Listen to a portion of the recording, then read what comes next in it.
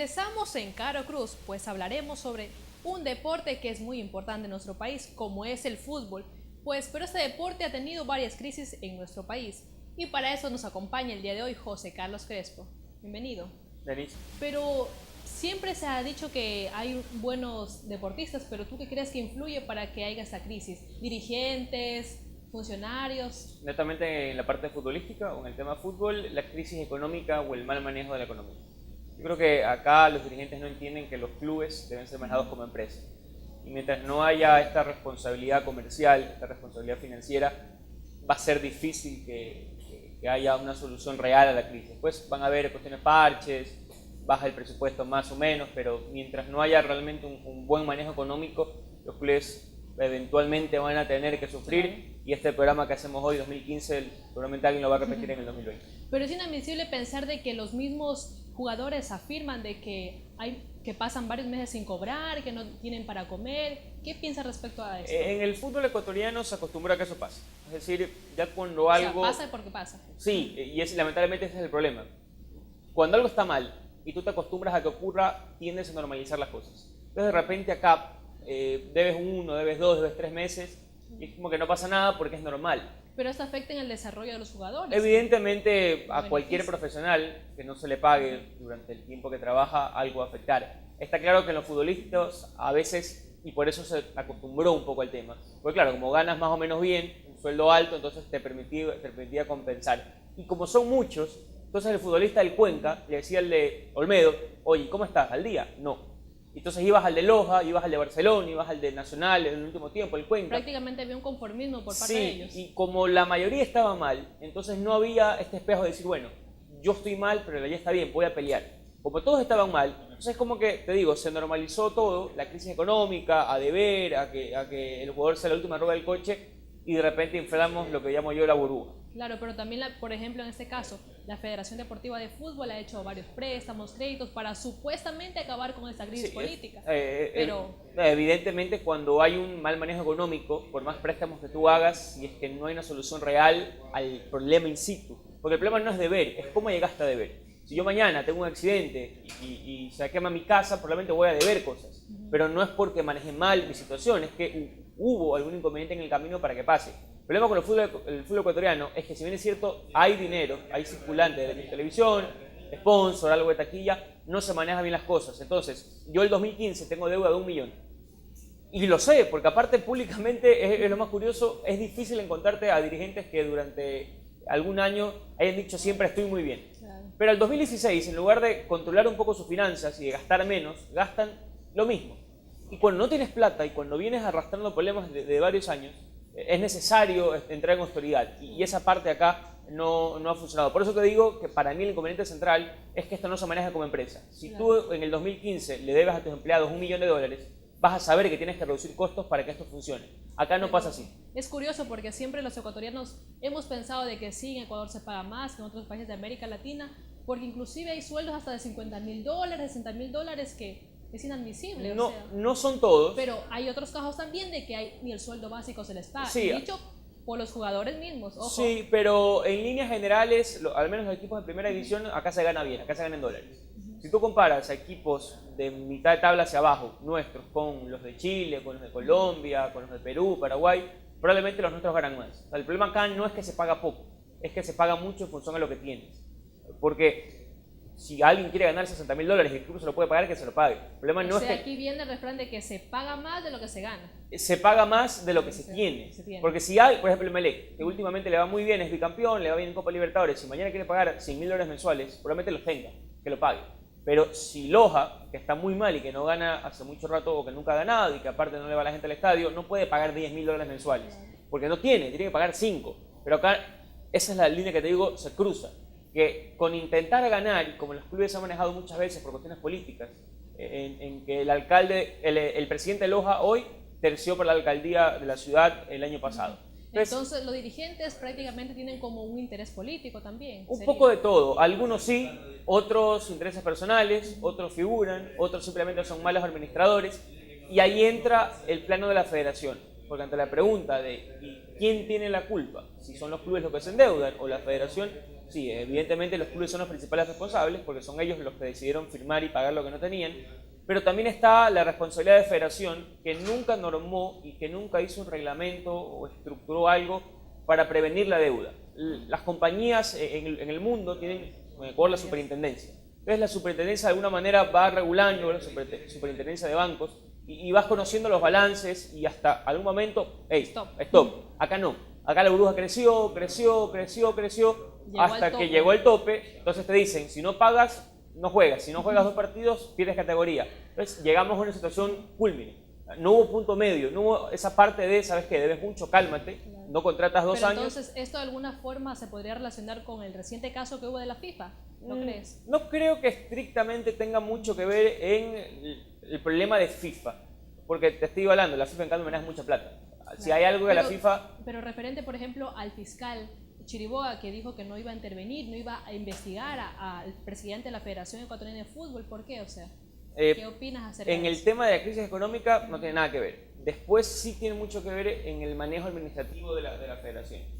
Y es que el fútbol en el mundo se acostumbró a tener licencias, un poco aupada por la FIFA, porque la FIFA te decía, si se mete la justicia ordinaria, te desafilio. Si te desafilio, no compites en mundiales, en Copa América, en Eurocopa. Había ese temor. Entonces, de repente también el costo político, la decisión, te frenaba un poco. En el tema de Galo Chiriboga fue una vergüenza que cuando toda Sudamérica había por defecto empezado a investigar ante las denuncias evidentes, acá el fiscal dijo, no, yo no voy a investigar porque no hay indicios. A mí me tiene que ya decir Estados Unidos que algo pasa para que yo investigue. Insólito. Después cambió. Ya después yo creo que la presión mediática lo hizo cambiar y dijo que iba a investigar. Ya queda en cada uno confiar o no confiar. Hasta ahora no ha pasado mucho tampoco. Claro, ¿tú qué opinas qué crees que sería la mejor opción para que esta crisis en nuestro país culmine y pueda tener una mayor... La crisis tiene 2 aspectos, el económico y el administrativo. ¿Cuál quieres que te responda? El administrativo. El administrativo. Dejar de pensar dentro de que la federación es un principado y que debe haber democracia y alternabilidad de poder. Porque cuando uno está en el poder tanto tiempo, lo que quiere es conservarlo. Y a veces Como en el caso del presidente de la Federación Ecuatoriana, que ya lleva desde el 98, sí, ¿verdad? Y vamos a asumir, vamos a ser buena gente, vamos a pensar que lo quieren hacer por buenos tipos. Asumiendo que lo quieren hacer por buenos tipos, ya empiezas a trabajar no por el bien de, sino por mantenerte. Entonces, eso ya enrarece todo. Medio. Sí, los intereses, favorezco acá, no soy claro, y sí tiene un manejo un poco arcaico.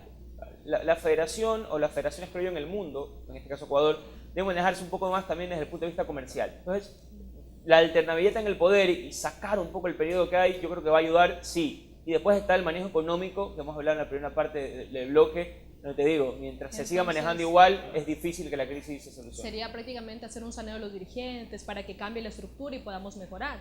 Sí, saneo de dirigentes, pero con esta mentalidad y con este manejo que te digo, porque los dirigentes de hoy estuvieron pueden ser otros hace 10 años, pero el problema es el mismo. Mientras no se cambie la manera de hacer dirigencia, el problema va a estar ahí. Claro. Entonces el Ecuador necesita dirigentes que sean comprometidos y responsables para que ayuden en nuestro país y el fútbol pueda seguir avanzando, porque por ejemplo, hay más de 924 jugadores inscritos, pero la mayoría no juegan para nuestro país. La mayoría compran jugadores del exterior. También sería un motivo de la crisis futbolística, ¿lo crees? Yo sigo pensando, y ante tu pregunta, que es el manejo que le des. No está mal contratar a extranjeros siempre y cuando tengas para pagarles. Claro. Si no tienes para pagarles, no contrates, quédate con los chicos de las juveniles. Entonces, la clave acá está en administrar, en asociar al fútbol, al deporte, a la dirigencia deportiva como una empresa. Porque si esta empresa, tú sabes cuándo la vas a tratar bien y vas a hacer que económicamente sea rentable o que las cosas se manejen de la mejor manera. Claro. Pero yo estoy segura que nuestros televidentes también quieren saber en el ámbito del fútbol femenino. ¿Qué nos puedes comentar al respecto? A ver, el fútbol femenino es una cuestión que está creciendo de a poquito, y de a poquito, pero bien de a poco, en donde ha tenido mucho que ver el Ministerio del Deporte y sobre todo el ministro pasado. En el caso de José Francisco Ceballos, creo que una de las principales virtudes que ha tenido para el fútbol o deportes nuevos es esto del fútbol femenino. La federación no aporta. Es increíble que hablando de fútbol, pero el de masculino y femenino, sí, como que no tiene nada que ver. La federación no aporta prácticamente en nada. Recién ahora que se clasificó, puso uniforme, haber pagado el viaje al mundial, pero digamos, es lo que tiene que hacer, tampoco es un plus. el campeonato del femenino se desarrolló y se financió con el presupuesto del Ministerio del Deporte. La federación en serio ha hecho casi nada por desarrollar el deporte, de hecho no ha hecho nada por desarrollarlo. Sí, para mantenerlo, digamos, en competencia con estas chicas que clasificaron al Mundial, hacer el sudamericano acá, pero desde la base es poco lo que ha hecho la federación. Incluso dijeron este año que ellos no tienen dinero para fomentar el deporte, así que el fútbol femenino, si todo sigue igual, va a seguir siendo mantenido por el Ministerio del Deporte. Pero, por ejemplo, acá que supuestamente Chiriboga está vinculado con este caso de corrupción de la FIFA, dice que hubo un cheque que se le depositó directamente a la FED, ese dinero podría ir en ayuda. Bueno, nunca se ha comprobado que Luis Chiriboga en efecto ha estado vinculado a casos de corrupción. Hay que señalar también esa parte. Ese dinero es para el manejo de la federación en sí. Con ese dinero se paga premios, se paga jugadores, se paga técnicos, se paga todos los gastos operativos que genere la selección masculina. Hasta acá, por eso te digo, la federación había hecho muy poco por la femenina. Una vez que ya empiezan a tomar notoriedad, a lo mejor, y la condena social, la presión hace que se dé cierto respaldo, pero es creo que igual poco lo que hasta acá se está haciendo y lo que se va a hacer acorde a lo que han declarado la federación. Claro, pero se siente que la crisis en el país está cada vez más porque cuando vamos al estadio como que los hinchas ya no acuden mucho. Yo no sé si tiene mucho que ver con la crisis con que la gente no vaya al estadio, porque Ecuador ha demostrado en los últimos 15 años que no le gusta ir tanto al estadio. Si tu equipo está bien, va. Entonces yo lo sacaría un poco del tema, porque mañana si Melec, si Barcelona, si Liga están punteros, la gente va a ir. El problema es que la gente es resultadista, que no hay esa cultura del estadio tanto, como probablemente muchos piensan a partir de que el fútbol es el fútbol y que es el deporte rey. Si no venden las entradas, las taquillas, ¿cómo pueden también autofinanciarse? Pero ese es un problema. Pensar que en este país la taquilla, salvo honrosas excepciones, no debe ser un rubro para financiar. Porque como tú lo dices... Pero lo es, ¿verdad? Y es que ahí está el detalle. Y lo fue mucho tiempo. Yo creo que ya en el último año tal vez no, porque se dieron cuenta que la cosa no camina bien. Pero ¿qué es lo que hacen? Yo, X Club, proyecto que al año voy a meter $1.5 millones y si metí 750.000, con lo volátil que es el fútbol, con lo que estamos hablando de que la gente no va al estadio, de que no hay ese apego por el estadio, a diferencia del fútbol, es un poco inverosímil que la taquilla sea un rubro grande para equipos que no te meten mucha gente durante el año. Así es, y porque el fútbol en nuestro Ecuador cada vez va avanzando. Pero tú, en tu opinión personal, como periodista deportivo, que tienes una gran trayectoria, tú, si fueras dirigente en este momento de la Federación Ecuatoriana de Fútbol, ¿qué harías por mejorar esto?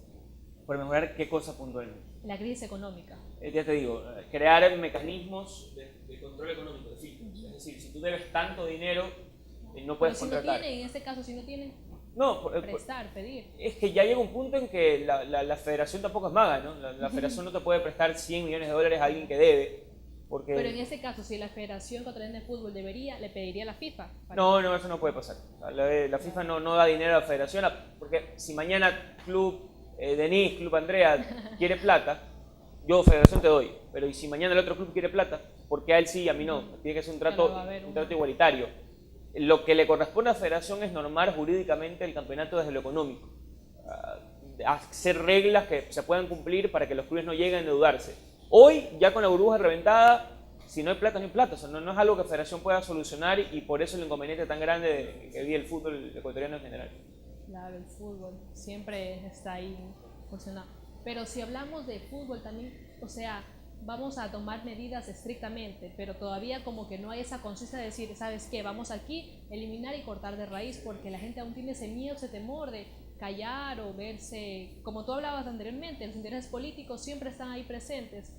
¿Crees que algo influye en el gobierno? No, lo que creo es que el dirigente tiene miedo de competir mal. Entonces, si yo mañana me meto a ser dirigente del Delfín, del Manta, o de Barcelona, o de Melec, sobre todo los grandes, no puedes quedar mal. Entonces, ahí un poco caes en la tentación, porque te pones a pensar, a ver, yo soy dirigente de Barcelona y debo $20 millones. Tengo dos opciones, o bajo la deuda o hago un equipo para campeón, que si soy campeón la bajo, porque obviamente la gente va al estadio, genera ingresos, no eres campeón y la deuda se creciente. Entonces ese pensamiento de hincha es el que yo creo debe erradicarse para ser un poco más empresarial, y a partir de que se piense como empresa, no es que va a cambiar del todo o va a solucionarse los inconvenientes, pero es una manera de empezar. Ok, José Carlos, muchas gracias. Pues como podemos ver, el fútbol en nuestro Ecuador cada vez va creciendo, pero también la crisis se va viendo. Ahora invitamos a nuestro invitado de honor, José Carlos, que nos brinde un autógrafo en el muro de los famosos. No, yo sé que tú tienes ahí tu marcador. Por favor. Simplemente vengo a conversar un poquito de lo que más o menos sé. A ver. Con mucho cariño, ¿para quién? Mucho cariño para ustedes. Mi letra es fea. Tranquilo, que aquí la vamos a apreciar muy bien. Siempre me criticaron por lo mismo en el colegio, en la universidad, pero se hace lo que se puede. Una persona inteligente, letra. Por suerte acá los periodistas hablamos y Ahí estamos. Perfecto. ¿Te parece? Sí, claro que sí, muy. A ver, pero quiero que me leas para poder entenderlo. A ver, está bien. José Carlos Crespo, un abrazo. Lo que pasa es que mi letra es muy grande también, entonces por eso ya no quise escribir más porque después voy a terminar de completar el muro y tampoco es así. Nosotros vamos a entender perfectamente. Pues así es, hemos llegado a la parte final de Caro Cruz. Está claro que el Ecuador necesita dirigentes comprometidos para mejorar el fútbol en nuestro país. José Carlos, estoy muy agradecida Gracias por la invitación y será cuando ustedes lo necesiten. Gracias, muy amable.